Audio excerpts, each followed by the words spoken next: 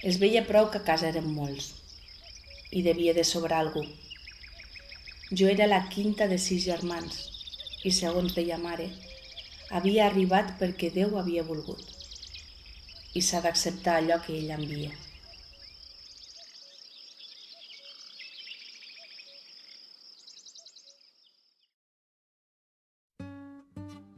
Maria Barbal neix a Tremp l'any 1949.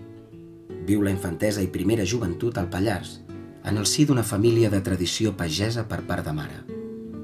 El seu pare li transmet el gust per la lectura, llegint-li en veu alta llibres de la petita biblioteca que ha anat vestint des dels temps de la República.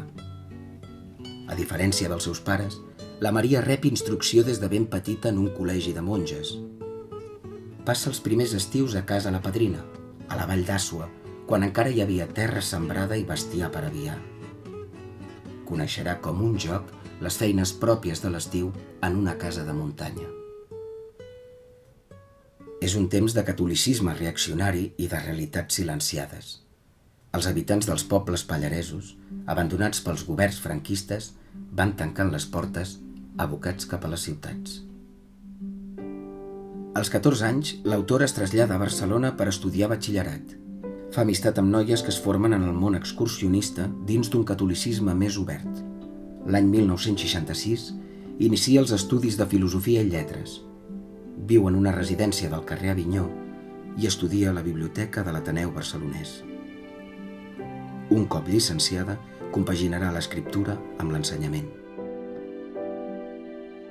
Són aquestes arrels pallareses i el trauma de la Guerra Civil el que li proporcionarà la matèria literària per escriure cap als 30 anys la seva primera novel·la, Pedra de Tartera, amb la qual guanyarà el Premi Joaquim Ruyra de Narrativa Juvenil l'any 1984. El jurat és format per Pep Albanell, Emili Teixidor, Anna Maria Roig, Víctor Mora i Joaquim Carbó. El 1985 rebrà el Premi Joan Creixells i el 1986 el Premi Literatura Catalana de la Generalitat.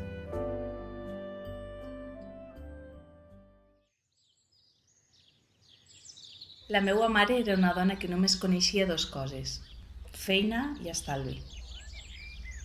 Prou que ens estimava a tots, però apenes ho demostrava. No tenia temps per a aquestes coses que, segons ella deia, altres de fonamentals l'esperaven. No coneixia el lleure, convençuda que no li pertocava, i quan de vella li va arribar, es fonia dia a dia les seves mans. Jo penso que preferia morir que descansar en vida.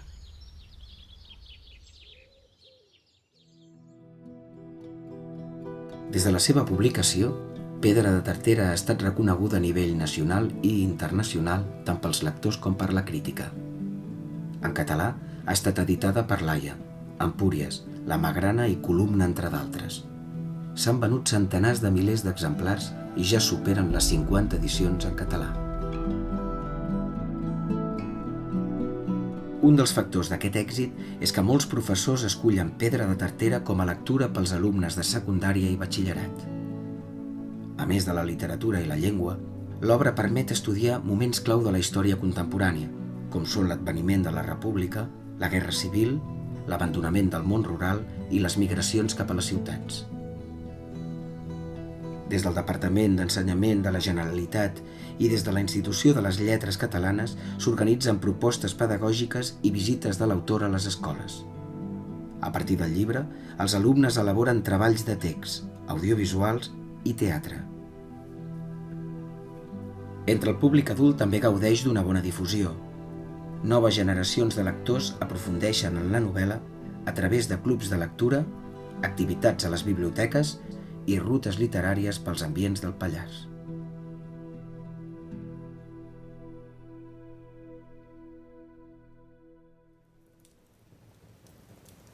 Fora del recel de la gran per la xica, aquells 6 anys de casa endins van ser bons. M'anava passant el neguit que a hores sentia per Jaume. No sé si les nostres filles ens unien o ens separaven.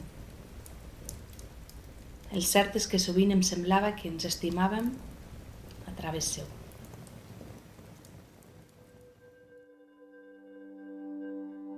L'any 1990, el dramaturg Joaquim Vilà Folch estrena la seva adaptació de Pedra de Tartera amb la companyia Triangle Teatre a Cornellà. Durant un any, l'obra es representa per Catalunya.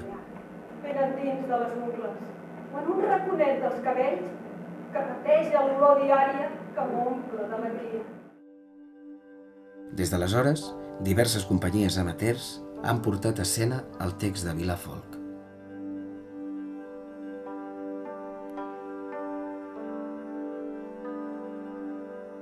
L'any 2011, per commemorar el 25è aniversari de la publicació, el Teatre Nacional de Catalunya i el Celler d'Espectacles de Lleida coprodueixen una nova versió, adaptada per Marc Rosic, dirigida per Lourdes Barba i protagonitzada per Àurea Márquez en el paper de Conxa.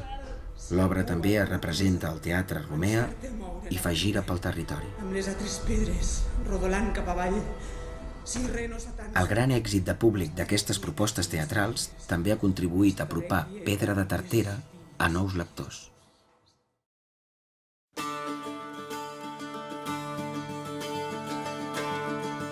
A partir de 1992, Pedra de Tartera és traduïda al bable, al castellà, al portuguès, al francès i al romanès.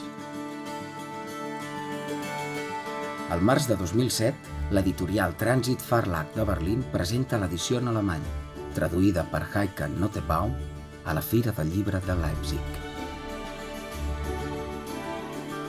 Al cap de 2 mesos, la novel·la apareix entre els 20 llibres més venuts segons la revista Der Spiegel i rep elogis de l'escriptora Elke Heidenreich en el seu reconegut programa de televisió. Al cap de poc temps, l'edició en alemany sobrepassa els 100.000 exemplars. A l'octubre d'aquell any, Maria Barbal participa en la Fira del Llibre de Frankfurt, que té la literatura catalana com a convidada d'honor. A partir d'aquell any, les traduccions s'incrementen i ja superen les 15 llengües. Entre d'altres destaquen l'eslovè, el serbi, l'anglès, l'italià o l'hebreu. A Alemanya, l'obra s'ha dut al teatre en la versió de Joaquim Vilà Folch, també traduïda per Heike Notenbaum. L'any 2011 va ser estrenada a Meiningen, la ciutat del teatre.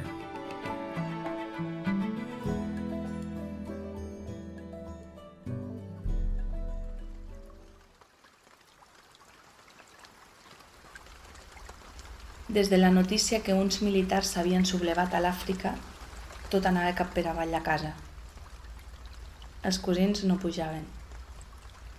Tia era al llit d'una ventrellada que la tenia estemordida. Jaume no parava a casa amb la feina de fora i els viatges a Sarri, on ja acabaven d'instal·lar l'aigua.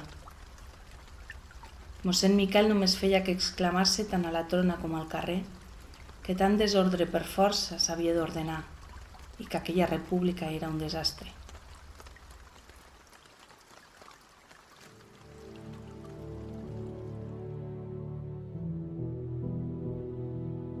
Pedra de Tartera fou l'inici de la llarga trajectòria literària de Maria Barbal, que inclou 8 novel·les, llibres de contes i de narracions i una obra teatral, entre d'altres. El recull de contes La mort de Teresa i les novel·les Mel i Metzines i Càmfora formen part, en Pedra de Tartera, de l'anomenat cicle del Pallars. Com a narradora, Maria Barbal ha situat les seves obres en diferents llocs.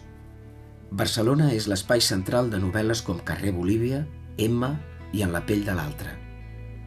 El Pallars continua tenint protagonisme a Camins de quietud, un recorregut per pobles abandonats, i País íntim estableix una continuïtat temàtica amb Pedra de Tartera. Durant aquests 30 anys, Maria Barbal ha participat de ple de l'activitat literària nacional i internacional i ha compartit amistat i interessos amb escriptors de totes les generacions.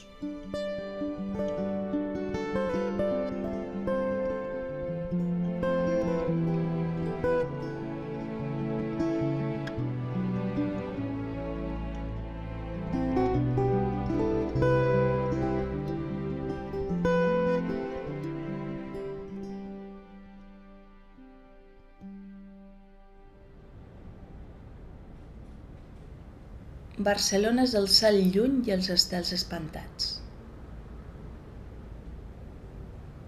Barcelona és no conèixer ningú.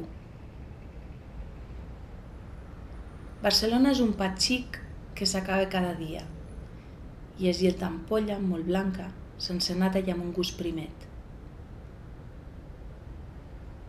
Barcelona és un soroll sense paraules i un silenci pastós ple de records concrets.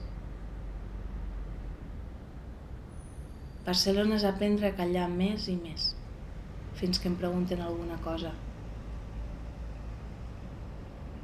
Barcelona nit és una escapada cada dia. Comença amb un soroll llargarut d'ascensor i galopa per corriols i boscos.